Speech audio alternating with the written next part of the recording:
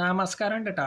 നമ്മുടെ തൃശ്ശൂർ പൂരം വെടിക്കെട്ട് തുടങ്ങണതിന് മുന്നേ തന്നെ നമ്മുടെ കശ്മീരിൽ വന്ന് ആക്രമണം നടത്തിയ പാകിസ്ഥാനെ കൃത്യമായിട്ട് മറുപടി നമ്മുടെ സൈന്യം കൊടുത്തിട്ടുണ്ട്. എന്തെന്നായാലും വളരെ നല്ല കാര്യമാണ്. പാകിസ്ഥാനിൽ നിന്ന് കയറ്റിവിട്ട ഭീകരവാദികളെ ഇവിടെ കൊന്നു തള്ളിയത് സാധാരണക്കാരായിട്ടുള്ള നിരായുധരായിട്ടുള്ള ആളുകളെയാണ്. പക്ഷെ നമ്മുടെ സൈന്യം പോയിട്ട് എന്താ ചെയ്തിട്ടുള്ള വെച്ചാൽ അവിടുത്തെ ഭീകര കേന്ദ്രങ്ങളെയാണ് ആക്രമിച്ചത്.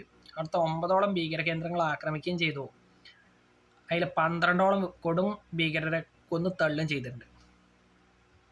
പഹൽഗാമിൽ വന്ന ഭീകരരെ കുറിച്ച് ചോദിച്ചപ്പോൾ പാകിസ്ഥാൻ നമുക്ക് തന്ന മറുപടി എന്താ പറയുക? വന്നതേ ഭീകരവാദികളൊന്നുമല്ല, സ്വാതന്ത്ര്യ സമര പോരാളികളാണ്. മാത്രമല്ല ഞങ്ങളെ അവരെ പോലുള്ള ഭീകരവാദികളായിട്ടുള്ള സ്വാതന്ത്ര്യ സമര പോരാളികൾക്കൊക്കെ വർഷങ്ങളായിട്ട് വേണ്ട സൗകര്യങ്ങൾ ചെയ്തു കൊടുക്കുന്നുണ്ട്, അവരെയൊക്കെ സപ്പോർട്ടും ചെയ്യുന്നുണ്ട് എന്നൊക്കെയാണ് പറഞ്ഞിട്ടുണ്ടായിരുന്നത്. അത് അവിടുത്തെ പാകിസ്ഥാൻ്റെ ആർമി തലത്തിലുള്ള വലിയ വലിയ ആളുകളും മന്ത്രി അടക്കമുള്ള ആളുകളൊക്കെയാണ് പറഞ്ഞത്. അത്തരത്തിൽ പ്രസ്താവനയൊക്കെ ഇറക്കിയ പാകിസ്ഥാൻ്റെ അത്തരത്തിലുള്ള ആളുകൾക്കും കൂടി നമ്മൾ മറുപടി കൊടുക്കണമായിരുന്നു എന്നുള്ളൊരു അഭിപ്രായക്കാരനാണ് ഞാൻ. അതായത് പറഞ്ഞു വരുന്നത് അവിടുത്തെ പട്ടാള ക്യാമ്പുകളും സർക്കാരിനെയും കൂടി നമ്മളുടെ ആക്രമിക്കണമായിരുന്നു.